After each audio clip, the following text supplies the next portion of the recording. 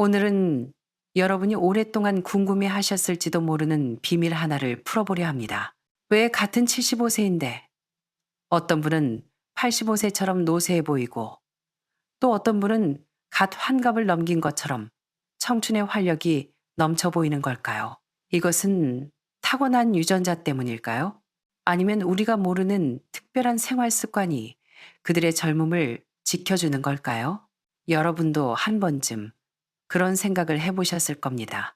왜 어떤 어르신들은 매일 에너지가 넘치고 자신감이 가득 차 있어 세월조차 비켜가는 듯한데 또 어떤 분들은 일찍부터 노인 특유의 무기력함에 짓눌려 일상생활조차 버거워하는지 말입니다. 우리는 흔히 나이는 숫자에 불과하다, 마음은 청춘이다 라는 말을 듣습니다. 하지만 어떻게 해야 우리의 몸과 마음이 그 말을 따라갈 수 있을까요? 노년의 삶을 더 품격 있고 젊게 만드는 구체적인 방법이 정말 존재할까요? 오늘 저는 여러분께 놀라운 발견 하나를 전해드리고자 합니다. 나이가 들어감에도 불구하고 충만한 활력과 건강을 유지하는 비결, 그 뒤에는 딱 세 가지의 비밀이 숨겨져 있습니다. 이 세 가지는 여러분이 상상하는 복잡하고 거창한 비법이 아닙니다. 오히려 아주 단순하지만 여러분의 삶을 송두리째 바꿔놓을 수 있는 강력한 습관들입니다. 그 세 가지가 과연 무엇일까요? 이것은 여러분이 자신의 이미지를 어떻게 관리하는지, 호기심을 어떻게 유지하는지, 그리고 일상을 얼마나 다채롭게 채우는지에 관한 이야기입니다. 이 작은 변화들이 바로 그저 늙은 노인과 매력적인 어른을 가르는 결정적인 차이입니다. 이제 저와 함께 활기찬 노년의 문을 여는 이 세 가지 비밀의 베일을 벗겨보시죠. 제 이름은 김이라고 합니다. 저는 오랫동안 대한민국 시니어들의 삶의 질을 관찰하고 연구해 온 사람입니다. 어제 아침 저는 서울의 서울숲 공원에서 조깅하던 중 극명하게 대조되는 두 장면을 목격했습니다. 첫 번째 장면은 70대 중반으로 보이는 한 할아버지가 구부정한 등인 채 벤치에 앉아 있는 모습이었습니다. 목이 늘어난 낡은 러닝 셔츠에 헝클어진 머리, 초점 없이 바닥만 응시하는 텅 빈 눈빛, 지나가는 조깅족들도 마치 그에게서 가까이 오지 마시오라는 기운이 뿜어져 나오는 듯 피해가더군요. 두 번째 장면은 비슷한 연배의 다른 어르신이었습니다. 그는 공원 한편에서 사람들과 함께 국선도 체조를 하고 있었습니다. 몸에 딱 맞는 깔끔한 운동복, 정갈하게 빗어 넘긴 머리, 우아하고 절도 있는 동작, 그리고 얼굴에 머금은 은은한 미소까지. 구경하는 사람들이 점점 늘어났고 누군가 동작을 물어볼 때마다 그는 친절하게 시범을 보이며 설명해 주었습니다. 두 분 다 70대였지만 그 느낌은 천양지처였습니다. 한 분은 인생의 황혼이 이미 저물어버린 듯한 무기력함을, 다른 한 분은 지혜와 활력이 공존하는 아름다움을 발산하고 있었죠. 이 장면은 최근 통계청에서 발표한 자료를 떠올리게 했습니다. 대한민국 65세 이상 인구가 곧 천만 시대를 바라보고 있고 평균 수명은 83세를 넘어섰습니다. 하지만 통계에 따르면 우리의 건강 수명은 약 73세에 불과합니다. 이것은 무엇을 의미할까요? 우리가 인생의 마지막 10년을 병마와 싸우며 보낼 수도 있다는 뜻입니다. 더 우려되는 것은 많은 분이 60세 정년 퇴직 후 진정한 노화, 즉 신체의 노화가 아닌 마음의 노화를 겪기 시작한다는 점입니다. 인생의 숙제를 다 마쳤으니 이제 남은 건 죽음을 기다리는 것뿐이라 여기는 것이죠. 하지만 정말 그럴까요? 사람은 늙었어도 마음은 늙지 않으니 100세라도 소년과 같다는 옛말이 있습니다. 현대의 대한민국에서 이 말은 새롭게 해석되어야 합니다. 65세는 인생의 종착역이 아니라 새로운 출발선입니다. 저는 한국의 시니어들이 겪고 있는 도전을 잘 알고 있습니다. 자식들에게 짐이 될까봐 두렵고 사회적 가치를 잃을까봐 걱정하며 고독하게 늙어가는 것을 무서워합니다. 그 불안감을 저도 깊이 이해합니다. 하지만 분명히 말씀드릴 수 있습니다. 이 두려움은 극복할 수 있습니다. 국내 유수의 노년의학연구팀의 데이터에 따르면 65세 이후에도 배움의 열정을 놓지 않고 활발히 소통하며 심신을 가꾸는 분들은 수명이 길어질 뿐 아니라 삶의 질도 월등히 높았습니다. 그들은 가족의 짐이 아니라 가문의 자랑이 되었습니다. 이제부터 여러분과 나눌 세 가지 이야기는 노년에 대한 여러분의 고정관념을 뒤집을지도 모릅니다. 큰 돈이 드는 것도 아니고 특별한 재능이 필요한 것도 아닙니다. 오직 변화하고자 하는 의지, 다시 한번 삶을 뜨겁게 사랑하겠다는 마음만 있으면 됩니다. 첫 번째 이야기부터 시작하겠습니다. 많은 분이 이 나이에 꾸며서 뭐해? 출근할 것도 아닌데 편한 게 최고지 라고 생각하십니다. 하지만 단언컨대 그런 생각이 바로 노화를 가속화하는 첫 번째 단추입니다. 제 이웃에 사시는 박 선생님 이야기를 해드리고 싶군요. 올해 68세인 박 선생님은 은퇴 전 은행 지점장이셨습니다. 현직에 계실 때는 언제나 칼주름 잡힌 양복에 빈틈없이 빗어 넘긴 머리, 꼿꼿한 허리로 걸으셔서 동료들이 실제 나이보다 10년은 젊어 보인다고 했었죠. 하지만 은퇴 후 그는 딴 사람이 되었습니다. 부풀인 등산복 티셔츠 한 장을 며칠째 입고 머리는 까치집을 짓고 수염은 깎지 않아 덥수룩했죠. 한 번은 재래시장에서 마주쳤는데 못 알아볼 뻔했습니다. 사모님이 제 앞에서 이 양반이 집에서 지저분하게 하고 있으니 손주들도 안으려 하질 않아요 라며 하소연을 하시더군요. 박 선생님의 얼굴이 붉어졌는데 그 눈빛에서 저는 분노가 아닌 깊은 수치심과 상실감을 보았습니다. 이것이 바로 이미지 관리를 방치했을 때의 결과입니다. 타인의 시선뿐만 아니라 스스로 자신의 가치를 의심하게 되는 것이죠. 반면 제 지인인 이리 여사님의 경우는 정반대입니다. 대구에서 교직 생활을 하다 은퇴하신 67세의 이 여사님은 이렇게 말씀하십니다. 저는 매일 아침 일어나면 제일 먼저 저 자신을 위해 예쁘게 단장해요. 남을 위해서가 아니라요. 제가 이유를 묻자 그녀는 거울 속에 단정한 나를 볼 때 저는 67세 노파가 아니라 여전히 우아한 여성인 저를 만나요. 그 기분이 하루를 지탱해 주죠. 라고 답했습니다. 이 여사님의 패션 철학은 간단합니다. 비싼 옷이 아니라 어울리는 옷입니다. 한 달 의복비로 약 10만 원에서 15만 원 정도를 쓰시는데 이는 대부분의 연금 생활자에게도 감당할 수 있는 수준입니다. 옷장에 명품은 없지만 옷들은 몸에 잘 맞고 색상 조화가 훌륭합니다. 나이가 들면 너무 원색적인 등산복보다는 은은하고 밝은 톤, 예를 들어 파스텔 블루나 베이지, 연한 분홍색이 얼굴을 살려준다고 조언하십니다. 특히 피피를 강조하셨는데 편하다고 너무 펑퍼짐한 옷을 입으면 사람이 무기력해 보인다는 겁니다. 이 여사님이 외출할 때 사람들의 반응은 놀랍습니다. 시장 상인들은 더 좋은 물건을 골라주고 은행 창구 직원들도 더 친절하게 대합니다. 내가 나를 먼저 존중하니까 남들도 나를 존중해 주는 거죠. 이 여사님의 결론입니다. 경제적 여건에 따라 다르겠지만 만약 월 연금이 150만 원 정도라면 매달칠 8만 원, 250만 원 정도라면 15만 원 정도를 의복 관리에 투자해 보세요. 백화점 정기 세일이나 파주, 여주 같은 곳의 아울렛 매장을 이용하면 합리적인 가격에 질 좋은 옷을 구할 수 있습니다. 중요한 건 금액이 아니라 정성입니다. 심리학 연구에 따르면 미소는 뇌의 쾌락 중추를 자극하고 타인이 느끼는 나이를 젊게 만든다고 합니다. 여기 경기도의 한 재래시장에서 채소를 파시는 미소천사 왕할머니가 계십니다. 69세이신데 다들 50대 후반으로 보십니다. 비결은 간단합니다. 항상 웃는 얼굴입니다. 손님이 오면 웃으며 인사하고 흥정할 때도 웃으며 대화합니다. 왕할머니는 웃음 덕분에 매출도 옆 가게보다 30%나 높다고 자랑하십니다.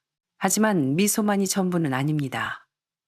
왕할머니는 기초적인 피부 관리도 철저하십니다. 비싼 화장품 대신 마트에서 파는 1만 원짜리 순한 클렌징 폼과 2만 원대 보습 크림을 쓰시지만 선크림 자외선 차단제만큼은 비가 오나 눈이 오나 바르십니다. 그리고 매일 밤 세안 후 5분간 거울을 보며 얼굴 마사지를 하십니다. 이마부터 눈가, 입가로 이어지는 부드러운 손길이 주름을 펴고 표정을 밝게 만든다고 합니다. 눈에 총기가 있어야 젊어 보여요. 왕할머니는 눈빛 훈련을 통해 생기 있는 눈동자를 유지하십니다. 몸매 관리도 빼놓을 수 없죠. 부산에 사시는 72세 최할아버지 이야기를 해야겠습니다. 3년 전만 해도 전형적인 복부 비만에 고혈압, 당뇨로 병원비만 한 달에 40만 원을 쓰셨습니다. 계단 2층도 힘겨워하셨죠. 하지만 지금은 15km 감량에 성공하고 마라톤 동호회에서 하프 마라톤을 2번이나 완주하셨습니다. 혈압과 혈당은 정상으로 돌아왔고 병원비는 10만 원 이하로 줄었습니다. 3년 전에는 내 인생이 끝났다고 생각했어요. 하지만 지금은 제2의 인생이 시작된 기분입니다. 최 할아버지의 운동은 가장 쉬운 걷기부터였습니다.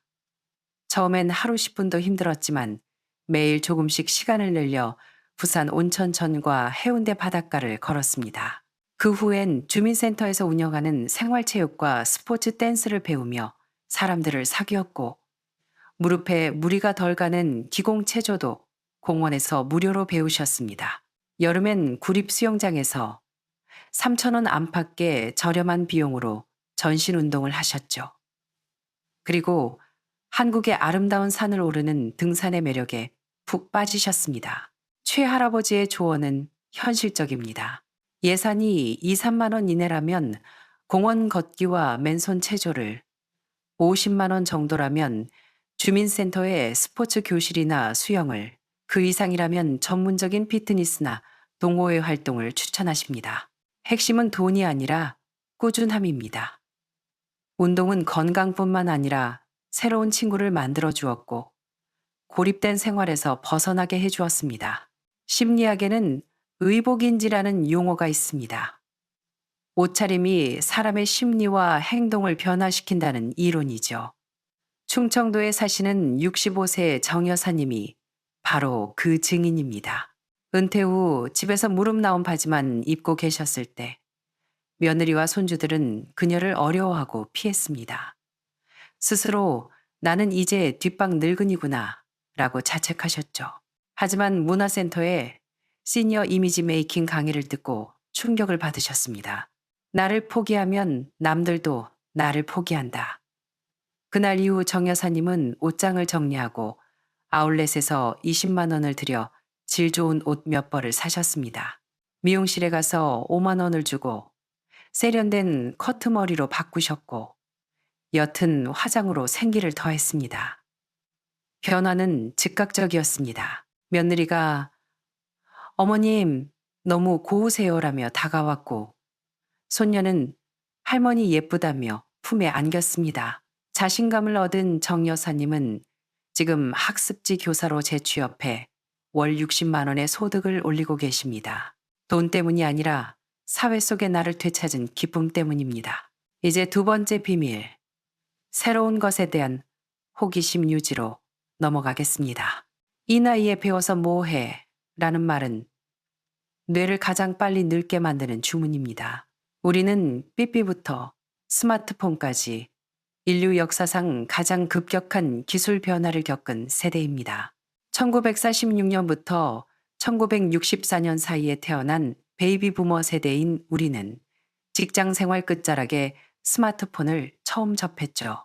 광주의 68세 김할아버지는 3년 전만 해도 스마트폰 전원 켜는 것도 무서워하셨습니다. 하지만 미국에 있는 큰아들, 손주들과 영상통화를 하고 싶다는 일념으로 배우기 시작하셨습니다.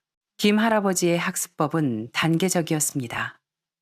1단계 전화 걸고 받기, 2단계 카카오톡 사용법, 3단계 사진 찍어 가족 단톡방에 올리기, 4단계 지도 앱, 뉴스 보기, 날씨 확인 등 생활 앱 활용. 각 구청이나 복지관의 스마트폰 교실은 대부분 무료이거나 아주 저렴합니다. 김 할아버지는 모르는 게 있으면 부끄러워하지 않고 물어봤습니다. 지금은 가족 단톡방에서 가장 활발하게 소통하는 신세대 할아버지가 되셨습니다.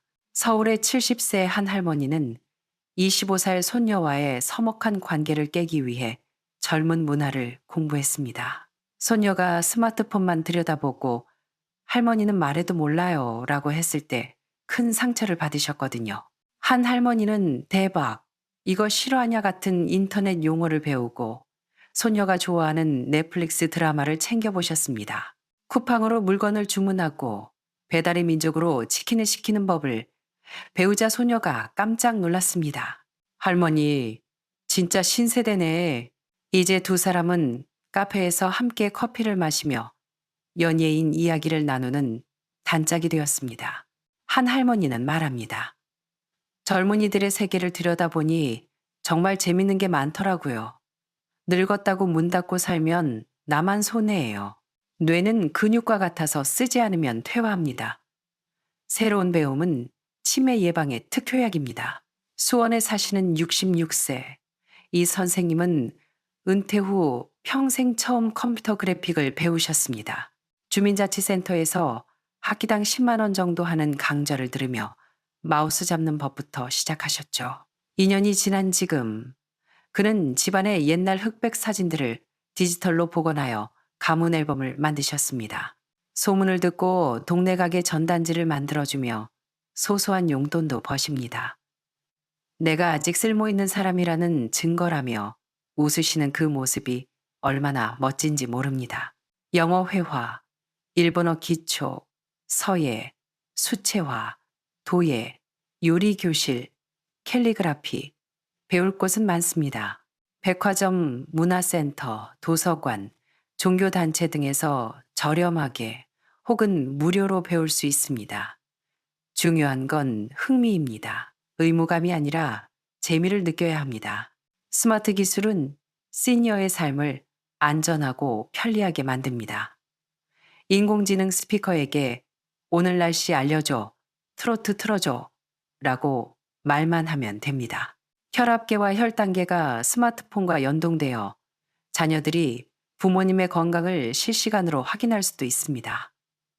기술은 두려움의 대상이 아니라 우리를 돕는 비서입니다. 마지막 세 번째 비밀은 취미생활 키우기입니다.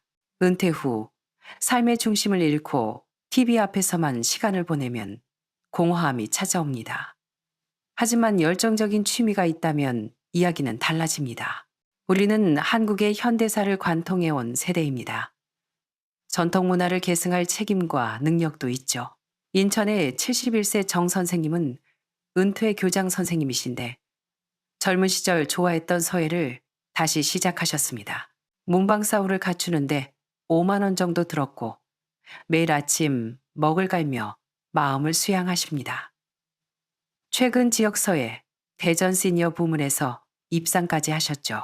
지금은 복지관에서 월 1, 2만 원의 회비만 받고 후학들을 가르치시는데 예술가가 된 기분이라고 하십니다.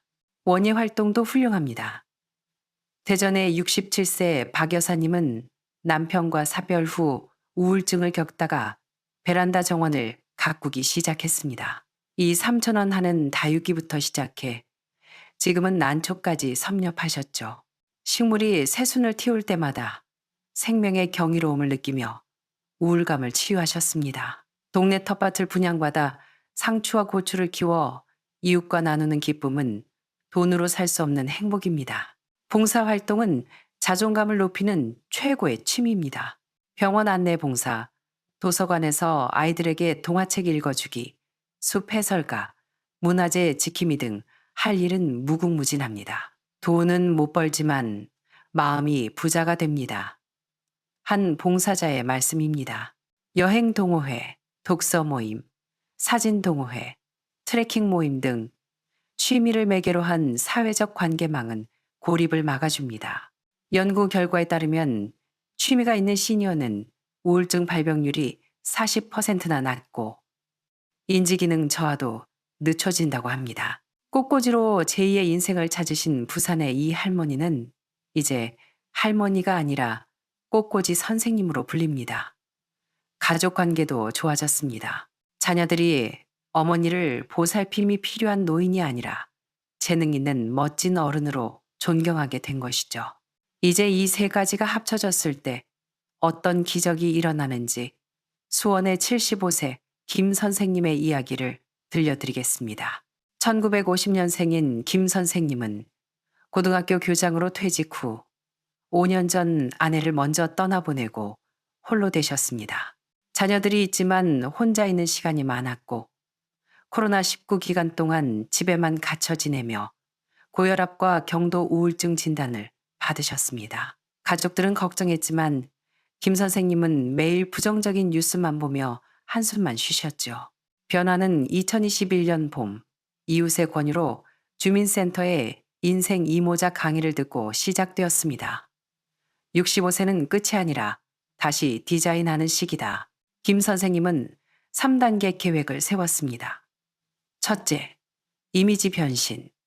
칙칙한 옷들을 버리고 아울렛에서 세련된 콤비 재킷과 면바지를 샀습니다. 매일 아침 면도를 하고 스킨을 발랐습니다. 둘째, 건강과 디지털. 매일 수원 화성 성곽길을 30분씩 걷고 복지관 스마트폰반에 등록해 카카오톡과 사진 촬영법을 배웠습니다. 셋째, 취미의 발견. 평소 관심 있던 역사와 사진을 접목해 카메라를 구입하고 사진 동호회에 가입했습니다. 지금 김 선생님은 어떻게 되셨을까요? 혈압은 정상이 되었고 우울증 약은 끊었습니다.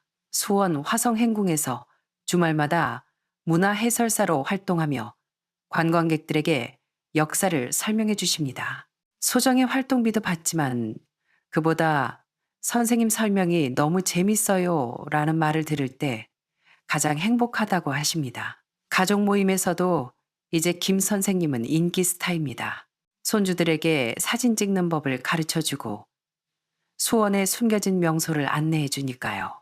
김 선생님은 올해 자신이 찍은 사진으로 작은 전시회를 열고 사진집을 내는 꿈을 꾸고 계십니다. 여러분, 무엇이 65세 이후의 삶을 결정할까요? 바로 이미지 관리, 새로운 배움, 취미 생활입니다. 하지만 이 세 가지의 본질은 결국 태도입니다. 나를 존중하고 변화를 두려워하지 않으며 삶을 사랑하겠다는 선택입니다. 젊음은 주름이 없는 피부가 아니라 삶을 향한 열정입니다. 우리가 가진 경험과 지혜는 우리 사회의 소중한 자산입니다. 우리는 자식들의 짐이 아니라 그들이 나아갈 길을 비춰주는 등대입니다. 여러분의 손자, 손녀가 여러분을 어떻게 기억하길 원하십니까? 하루 종일 방에 누워 한숨 쉬는 노인입니까? 아니면 눈을 반짝이며 새로운 이야기를 들려주는 멋진 할아버지, 할머니입니까? 선택은 지금 여러분의 손에 달려 있습니다. 마음이 젊으면 세월도 비켜간다. 오늘부터 거울을 보며 웃어보세요. 배우고 싶었던 강좌를 신청하세요. 잊고 지냈던 취미를 다시 꺼내보세요. 65세 이후의 인생은 덤이 아니라 가장 화려하게 피어날 하이라이트입니다. 여러분의 가장 아름다운 시절은 어쩌면 바로 지금일지도 모릅니다. 이 이야기를 듣고 어떤 생각이 드셨나요? 주변에 이렇게 멋지게 나이 드는 분이 계신가요? 아니면 여러분 자신이 그런 분이신가요? 이미지 배움, 취미 중 여러분의 가슴을 가장 뛰게 하는 것은 무엇인지 궁금합니다. 혹은 건강한 식습관이나 인간관계 등 또 다른 비결이 있다면 댓글로 남겨주세요. 여러분의 지혜가 다른 분들에게 큰 용기가 될 것입니다. 오늘의 이야기가 도움이 되셨다면 더 많은 분이 긍정적인 노년을 준비할 수 있도록 주변에 공유해 주세요. 나이는 숫자에 불과합니다. 중요한 건 여러분의 마음가짐입니다. 감사합니다.